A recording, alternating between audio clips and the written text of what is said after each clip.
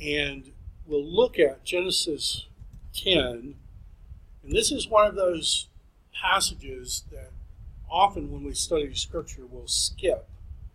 And I think we skip it wrongly because I think this is actually key to some of the other things in Scripture. So starting at 10:1, this is what God's Word says. These are the generations of the sons of Noah, Shem, Ham, and Japheth. Sons were born to them after the flood.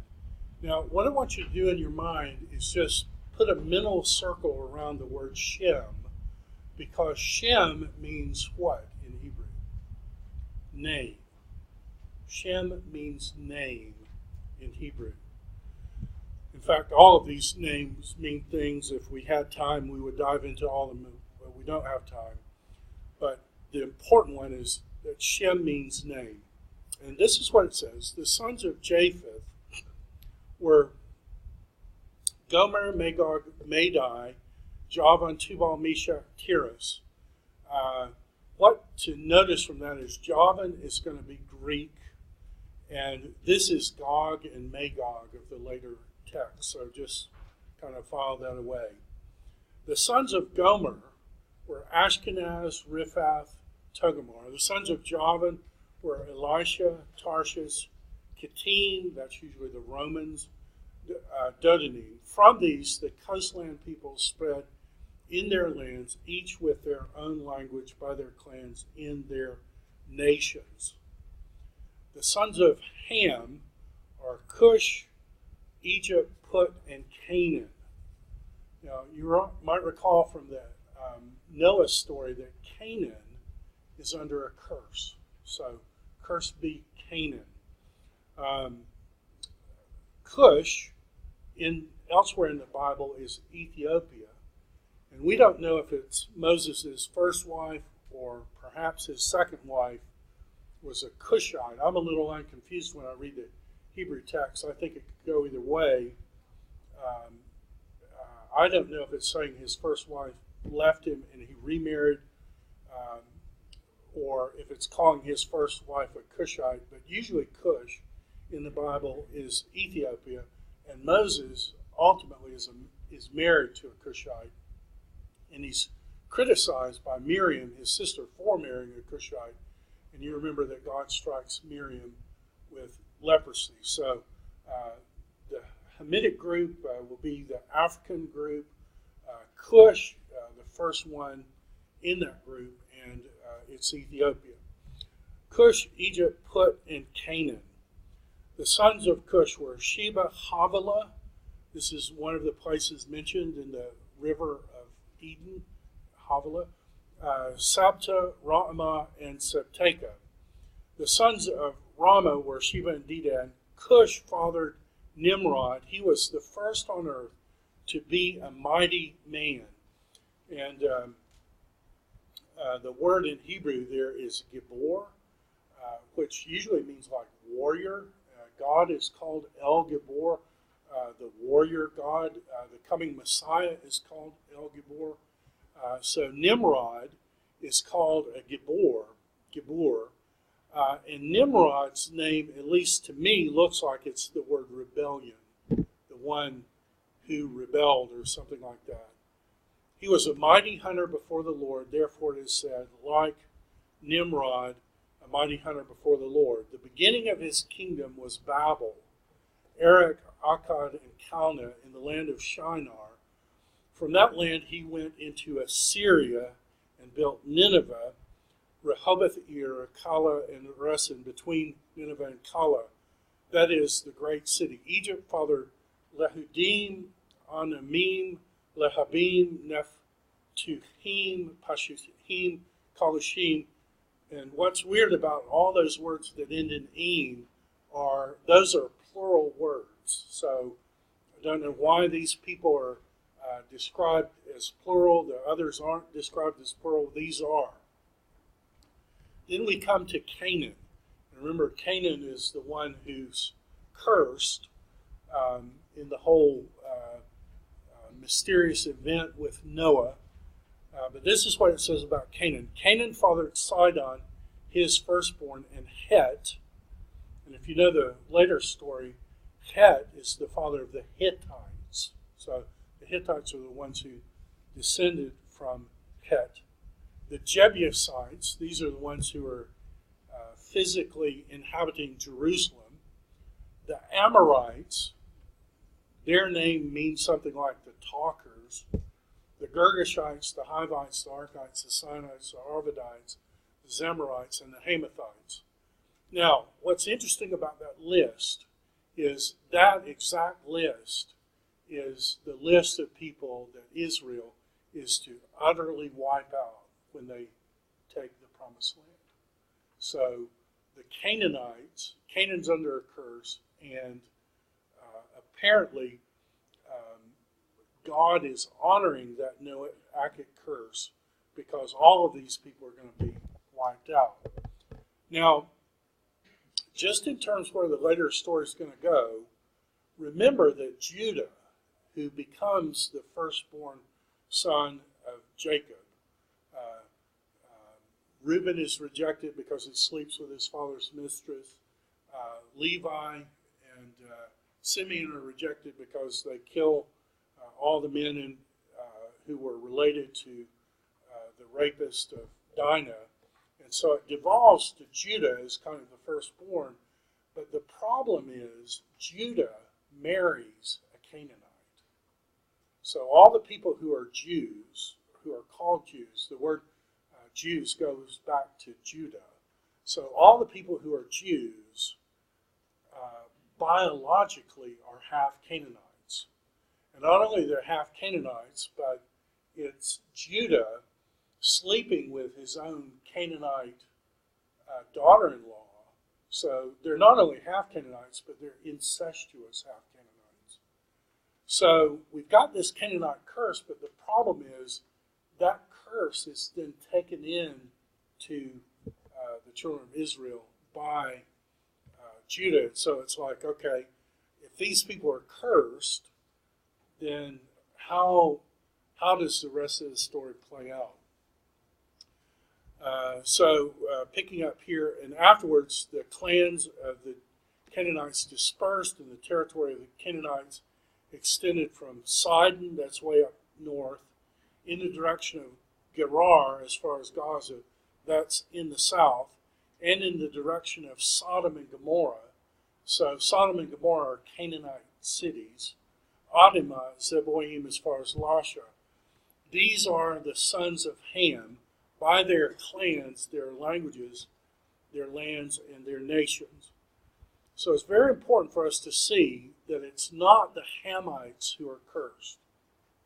It's a subset of the Hamites. It's the Canaanites who are cursed, and it's that subset into which Judah intermarries. To Shem also, the father of all the children of Eber, and I think that's where we actually get the word Hebrews from, children of Eber, the elder brother of Japheth, children were born. And there's a peculiarity about the grammar here about this elder brother. I'm not sure who's being called the elder brother. I've studied it. I've studied other people. The grammar is a little uncertain there to me, so I'm not exactly sure. But it says children were born. These are the sons of Shem: Elam, Asher, Arphaxad, Lud, and Aram. The children of Aram, Uz, one of Job's interactors, is related to this Uz and Buz. Hul, Gether, and Mash, Arphaxad fathered Shelah. Shelah fathered Eber. To Eber were born two sons. The name of the first was Peleg. For in his day the earth was divided. And we don't really know what that means. I have a theory on that. I think you're talking about how Pangea split up or something. It could be. It could be that that's what it's speaking of. It could be that, and it could be the Tower of Babel. That the tribes were all and then parted. I'm a little uncertain exactly which one it's saying, but it says the earth was divided. His brother's name was Joktan. Joktan fathered Almadad, Sheleph, Hazar Mavet, and that's something to do with death, maybe the shadow of death or something. Jerah, Hadoram, Uzal, Dikla, Obal, Abimael, Sheba, Ophir, Havilah, another Havilah, and Jobed. These were the sons of Joktan. The territory in which they lived extended from Mesha in the direction of Shephar to the hill country of the east. These are the sons of Shem by their clans, their languages, their lands, and their nations. These are the clans of the sons of Noah according to their genealogies in their nations, and from these nations spread abroad on the earth after the flood. Now, what do you find interesting about that chapter, or what do you find confusing about that chapter, just as we read through it? Have you ever thought about memorizing that chapter? Like, ooh, this verse just really blessed the daylights out of me. I've just got to memorize it. Note takers? This is the kind of thing that we skip, is it not? In fact, I even call chapters like this skippers, because you read it and like you're not getting anywhere in interpretation, and so the assumption is this chapter must be meaningless, therefore let me skip to the good stuff. It's probably always wrong to pass over a chapter. If it's there for a reason. So, let's suppose this is there for a reason. Have you ever been tempted to count the number of names that are listed in this chapter?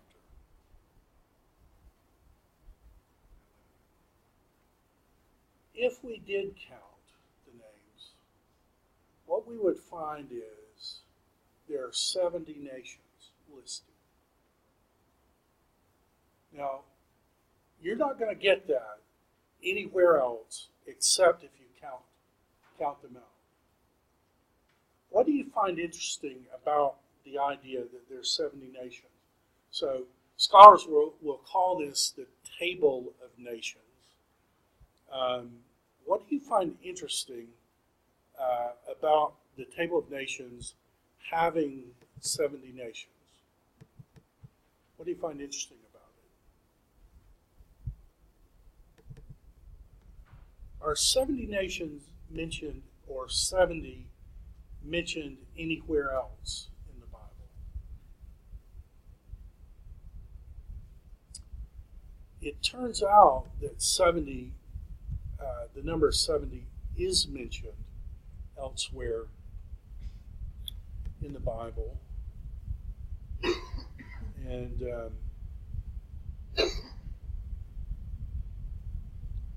if you take time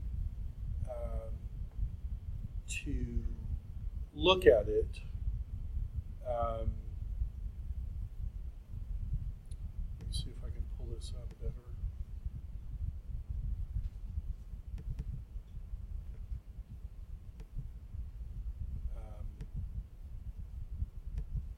If you take time, this Table of Nations is actually repeated 3 times in the Bible. Now, what does that tell you if something's repeated 3 times in the Bible? It may be important somehow. Now, when we go through, there's a slight difference in spelling, and you might probably can't read Hebrew, but there are differences in spelling. So this is spelled with an R and this is spelled with a D. But an R and D are very similar in Hebrew, so probably one of those is some kind of textual variant. But when you go through the list, it's the same list in the same order in Genesis 10, in Chronicles 1, and also some of those nations are listed again in Acts 2 at Pentecost. Now, what's interesting about Acts 2 at Pentecost is there we have the miracle of tongues, where each man could hear what his companion was saying. And we're told in chapter 11 that each man couldn't hear what his companion was saying. So that lets me know that maybe somehow these stories are connected. First Chronicles is written at the very end of the Old Testament period, so you have the Table of Nations introduced in Genesis 10 and repeated at the end of the Old Testament period, and repeated, at least partially repeated again in the New Testament. That lets me know that there's something to this. I also know that we're given the number of sons who went down to Egypt, sons of Jacob who went down to Egypt. And we're told that there were 70 of those sons. We're told that Israel was called to be a mission force to the nations, and they utterly failed at that because they profaned God's name. So this Table of Nations seems to be important. There's 70. If you count the number in Greek, there's 72. They differ on one of the names, whether it should be included or not. But this seems like a big deal to me in terms of 70. And I know that Luke, in Luke chapter 10, talks about a second group of Jesus' disciples. And again, there's a variant reading. It's either 70 or 72 in that second group of disciples. I know in chapter 12, and we saw this last time, that when God came to Abraham, the first promise was, through you, how many nations of the earth will be blessed? All the nations. Now, there's 70 nations. A bunch of those nations are Canaanites. So now I have a dilemma. God said apparently the Canaanites are going to be cursed. In 12, Abraham is a blessing to all the nations, which it seems like that would include the Canaanites. I know that in the New Testament, when Jesus meets a woman from Tyre and Sidon, and did you pick up that Sidon was the firstborn son of Het or somebody like that, that she comes to Jesus for healing, and Jesus calls her a dog. Have you ever read that story? He says, you don't take the children's bread and throw it to dogs. And the word in Greek that he uses is a diminutive, so you could translate little dogs. You don't throw it to the little dogs. And the woman, contrary to expectation, picks up on it and says, yes, but even the little dogs get some crumbs. And she's saying, I'm a dog, yes, I'm a dog, I'm a Canaanite dog, but even the little dogs get crumbs. And Jesus heals the woman's daughter. So it looks like Jesus considers the Canaanite curse valid, at least initially, because he's saying, I wasn't sent to Canaanites, and the Canaanites are dogs. And at this point in the story, does that shake you a little bit? I mean, Jesus normally doesn't talk that way to people, but he talked to her that way. So what do we do with that? This may give us a clue. This may solve a bunch of stuff for us in terms of the later story. So this is the list. The sons that are listed in this order. You go through the whole list. They're repeated. There are slight differences in spelling. But you come to Acts 2, and it's clear that at least some representative from each of the three sections, Ham, Shem, and Japheth, are listed. It doesn't list 70. Josephus says some of those had fallen out of existence by New Testament times, but it lists partially some from Ham, partially some from Japheth, and partially some from Shem. Now, what do you think? Is the Bible a little more interesting now, having just looked at that and seen that there may be something there? Oh, and there's one more 70 in the Bible. In our homework, did we look a little at the tabernacle? Have we done that yet? When we did the Garden of Eden, did we look at the tabernacle? I can't remember if I had that in the homework or where it is. Sorry? Well, when we get to Exodus, we're going to look at the tabernacle. And we're going to see in a diagram of the tabernacle that the tabernacle has columns. Now, when we go through the description of the tabernacle, it measures things, it tells you how big the opening is and all these other things.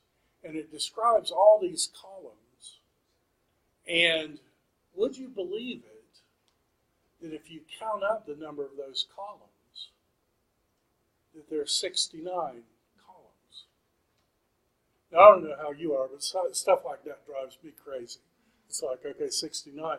And then I remember, God inhabits a column of fire. So how many columns are there in the tabernacle? There's 70 columns, and there's 70 nations. And Jesus said there'll be people from every tribe, tongue, people group. And it's like, okay, I'm not exactly sure what all this means, but it seems like it's being connected. But I've got this huge problem. What do I do about the Canaanite curse? Because it looks like God is validating the Canaanite curse. It looks like Judah intermarries with a Canaanite woman. And of course, the line of Jesus descends from Judah. Jesus is a Jewish man. So what do we do with that? How do we bring this together in a way that brings God honor? And what do we do with the fact that here's Judah and his offspring who are holding a spear, and God says, go kill all the Canaanites? Because if we read the story, all the Jews are half Canaanites, incestuous half Canaanites. And so God says, go wipe the Canaanites out. And the Jews are half Canaanites, and the Jews practiced exactly the same abominable sins that the Canaanites practiced. And so what do we do with that? How do we wrestle through this? And I can tell you this, that whenever you come to a problem in the Bible, it used to be when I came to problems in the Bible, I'd just get freaked out. I would read something and it would trouble me, and I would just have to go buy books, harmonizing difficult passages, and it's like, help, help, help. But what's happened is I've read through the Bible over and over. A lot of those are going to resolve themselves. And not only resolve themselves, but resolve themselves in a way that is massively beautiful. And for me, the Canaanite curse is one of those things. It's like, if someone comes to me and says, look, I'm really struggling with the Canaanite curse, I know that 40 minutes from now, that person's going to leave my office with just this huge smile on their face and just delighted at what the Bible is saying. And so I think that's going to happen with us today, but we need to look at the details first. So we got these 70 nations, and a bunch of those 70 are Canaanites. we're told that through you all the nations of the earth will be blessed. And then we're told this story. Now the whole earth had one language and the same words. And the people migrated from the east. They found a plain in the land of Shinar. Now, where this is where later Babylon is going to be. And Nimrod has already been mentioned in terms of the beginning of his kingdom was Babel. So this is the height of the place that ultimately will oppress the people of God. It's the Babylonians who tear the temple down. Wasn't he pretty much regarded as like the first emperor? Whatever he was, he's great even in God's eyes. Even in God's eyes, he says, that guy is great. They said, come, let us make bricks and burn them thoroughly. And I don't know why it is, but the word for brick is the word white. So these are white bricks that they're burning. We use brick for stone and tar for mortar. They said, come, build for ourselves a city and a tower with its top in the heavens, and let us make a what for ourselves? Okay, and what's the Hebrew word for name? A Shem. Let us make a Shem for ourselves. What's interesting about this is they're trying to do some great thing. Maybe they're building a tower trying to protect against a flood. I don't know if that's it. We're told in the text that they are making a tower so that people will know that they're great. And they want it to reach to the heavens. They're making a name. Now, I know in 12 it says, God says to Abraham, I will make your blank great. I'll make your name great. And what's the word there?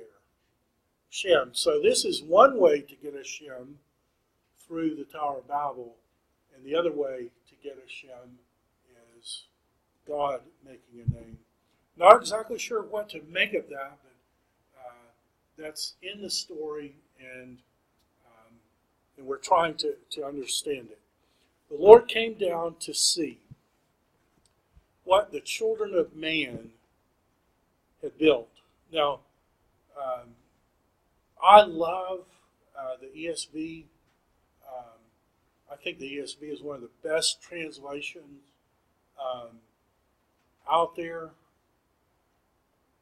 I've got a huge problem with translating it children of men here.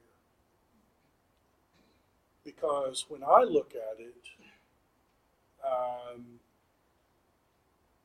it says the sons of Ha'adam. The B'nai Ha'adam.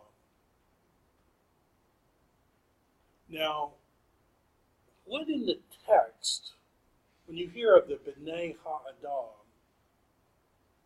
is there another story that your mind goes back to where there's a debate about who's who? Remember we read all that? God was sorry that he made Ha'adam, the daughters of Ha'adam, the B'nai Ha'elohim married the daughters of Ha'adam. Do you see how those linguistically are connected? And do you see how when you translate it children of man, it removes that ability to connect those two passages? I think it means children of man, but it would be nice if they would footnote that for us or something to know that these stories are somehow connected. The Lord said, behold, they are one people, and they have one language, and this is only the beginning of what they will do. And nothing that they propose to do will be impossible for them. Come, let us go down. This is one of 3 times I know of in Scripture where God speaks in the plural. One is in Genesis 1, let us make man. The second is here, come, let us go down. And the third is in Isaiah 6. Who will go for us? Here am I, send me. Come, let us go down and confuse.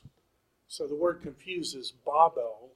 Let us babble their language so that they might not understand one another's speech. So the Lord spread them out over the face of the earth, and they left off from building the city. Now, they left off from building the city. Therefore, its name is called Babel, confusion, because there God babbled the language of all the earth. And from there, the Lord dispersed them over the face of the earth. So now I've got God as an act of judgment. People are trying to make their way to God. God, in an act of judgment, is spreading the people out. But I wonder, too, if at the same time he isn't showing compassion, because language does provide cultural barriers. Imagine what the world would have been like if we had all spoken German in the mid-40s of the last century. Would the hyper-racist ideas of National Socialism had run wild if we'd all spoken one language? The language barrier and culture barriers, even though in many ways that's a curse, it does put a break on evil, because the evil of one generation can't quickly be absorbed into another generation. So God is confusing the languages. We know there are 70 nations. Are there 70 languages? We don't know. People that I know who are into languages tell me that they believe that there were 5 parent languages. And so if you learn a language, you can add other languages very quickly. So like if you've heard the word Semitic before, like anti-Semitic, okay, that comes from the word Shem. So Semitic languages are languages related to Shem. Well, Hebrew is a Semitic language, so it takes you about a year to learn Hebrew. Not particularly complicated, just lots of vocabulary words you can learn in a year. Aramaic is a Semitic language. You can learn it in 2 weeks if you know Hebrew, because it's so close, it's ridiculous. Syriac is a Semitic language you can learn very quickly. So that once you get one in those languages, they're all kind of related. When I studied classical Greek, they taught us about a language called Proto-Indo-European. And Greek and Latin are Proto-Indo-European languages, and Latin and Spanish are connected, and Latin and French are connected. And so you get these languages, and you learn one, and then you can learn many very quickly. So the friends I know in language say there are 5 parent languages, and if you know one of those 5, you can add many very quickly. Are there any theories on what the one language was that everybody spoke? Not that I know of, but it looks to me, when you study languages, you see that the most ancient languages were very complex, very elegant languages. Just like Syrian, because they have the first written language, I think. I don't know if it was the first spoken one. I don't know, but I know that when you go back to the old, you get very complex, very elegant, and over time they devolve. So if you compare modern Greek to classical Greek, you've lost all kinds of things, but it's the same language. You can still read it. You just lost this elegant, very precise way to kind of a dumbed down way to communicate the same way. And you may or may not know it, but English is actually just dumbed down German. So if you look at German, German is very precise, it has a case system. English is just kind of a dumbed down version of German, and you can't nearly do the things in English that you could do in German. That's how all languages do over time. They, at least the ones that I'm familiar with, they seem to devolve from very complex to less complex languages. And we're told that here that had its seeds at the Tower of Babel. Okay, so what do we do with all this? Well, there are two things we need to talk to. One is the Canaanite curse, and the other is what about tongues? And we've got 10 minutes, so why don't we take 5 minutes each? How many of you had problems before with the Canaanite curse?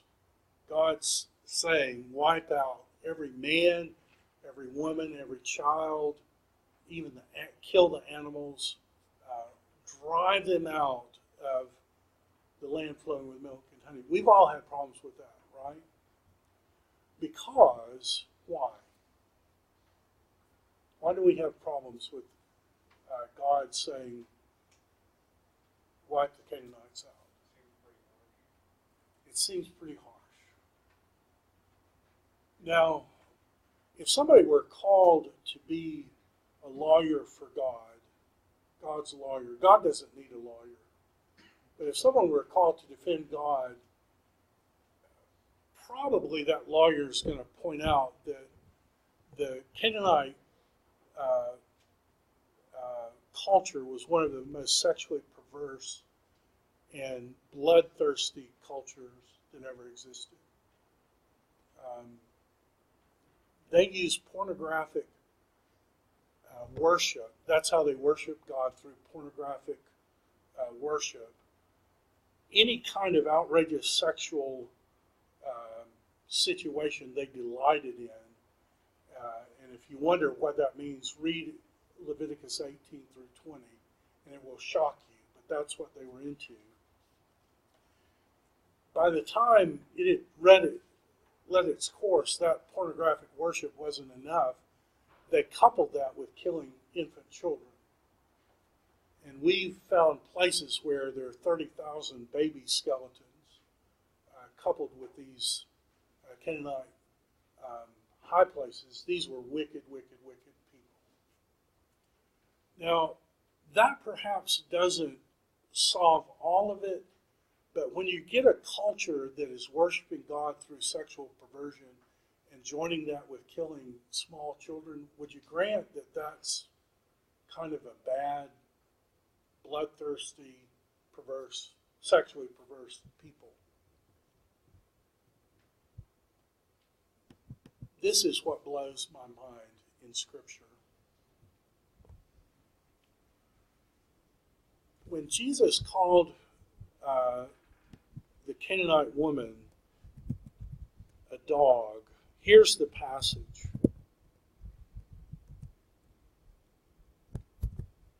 And as always, I don't want you to believe something because I say it. I want you to believe it when I can show you the verse. And so here's the verse. Behold, a Canaanite woman from that region came. So the woman, we're in the parallel account, we're just told that she's from Sidon. We might could figure out that she was a Canaanite from that, but here, verbatim, we're told she's a Canaanite. We know from the Old Testament that Canaan was cursed. We know that God is saying, drive the Canaanites out. And this woman's a Canaanite. So Jesus is saying, I wasn't sent to Canaanites, I was sent to the Jews. Here's where the story to me becomes overwhelmingly beautiful. If someone does a sin worthy of death, this is what we're told should happen to that person. If a man has committed a crime punishable by death, he is to be put to death. You will hang him on a tree. The next verse says, 23, and his body shall not remain all night on the tree, but you shall bury him the same day, for the hanged man is cursed by God. You shall not defile your land that the Lord your God is giving you. So, what should happen to a person who commits an offense worthy of execution? You should hang them on a tree, and they're cursed by God. When we come to the Canaanite king of Ai, that's what they do to him. They hang him on a tree. At sunset, so as the sun's starting to come down, Joshua commanded that they take his body down. So what they're doing is they're following the law in Deuteronomy 21, 23. They're taking his body down. They threw it at the entrance of the city, and they piled a great heap of stones, and it stands there to this day. So these were people who were killing babies, and God had said, I've had enough. These babies are made in my image. They're doing wicked things. You need to put this guy to death because he deserves to be put to death. What blows my mind is that happens a second time. Only here is the difference. When the Canaanite kings heard what had happened, they come and attack Israel. This is 10:26. Afterward, Joshua struck them and put them to death, and he hanged them on 5 trees. And they hung on those trees until evening. But at the time of the going down of the sun, Joshua commanded, and they took them down from the trees and threw them into a cave where they had hidden themselves. And they set large stones against the mouth of the cave, and those stones remain until this day. Now, I don't know about you, but the biblical theological hair on the back of my neck just stood up. Because I know of another Joshua who came. I know of a Joshua who was hung on a tree cursed by God, who hanged on that tree until the sun went down. When they took him off that tree, where did they put him? They put him in a cave. And what did they put over the mouth of that cave? They put a stone. How is it that Jesus is able to bless the Canaanite woman? He's able to bless the Canaanite woman because he took the Canaanite curse on himself. He died as the Canaanite king. And by dying cursed for her sin and her daughter's sin, and for all who would ever come to him by faith, he was able to give freedom to that woman. The Bible is telling us that the Canaanites deserved punishment by God. They were wicked. What the Bible also is telling us is that we're Canaanites. We are wicked.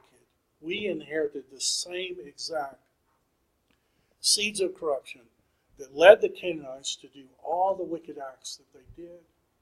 And if God gave us what we deserve, if God just left us alone, there would be no limit to the evil that we would do.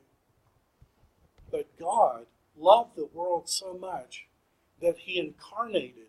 And he didn't incarnate in any line. He incarnated in the line of Judah.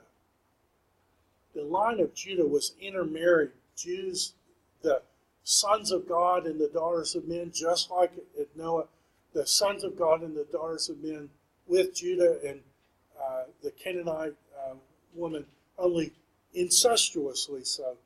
Jesus incarnated in that line by taking the sin of any person who would ever come to him by faith, and then dying under the Canaanite curse.